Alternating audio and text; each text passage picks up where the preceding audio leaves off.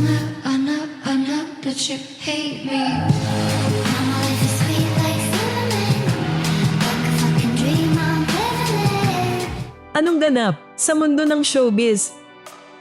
Mariing pinabulaanan ng aktres na si Elise Hoson ang mga aligasyong isa siyang kabit matapos maglabas ng diretsahang pahayag sa kanyang TikTok account bilang pamamaalam sa taong 2025. Sa kanyang post na may caption na Goodbye 2025, sinabi ni Elise, "Time to clear the air, not a kabit. Never was. 2026, minding my own business, building and choosing peace. Living false narratives in 2025. Entering 2026 lighter." Marahil, ang naging pahayag ni Elise Hoson sa kanyang TikTok ay isang tahasang tugon sa mga rumors na muling umikot online na siya umano ang tunay na third party sa hiwalayan ni na Aljur Abrenica at Kylie Padilla. Bagamat hindi niya tahasang binanggit ang pangalan ni na Aljur at Kylie, malinaw sa timing at laman ng kanyang mensahe na nais niyang linisin ang kanyang pangalan laban sa mga paratang na matagal nang inuungkat ng netizens.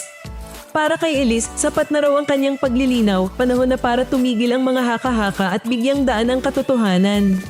Sa panahon ng social media, sapat na ba ang isang public denial para manahimik ang mga chismis o kahit malinaw na ang pahayag, huhusgahan pa rin ng publiko ang isang babae base sa haka-haka?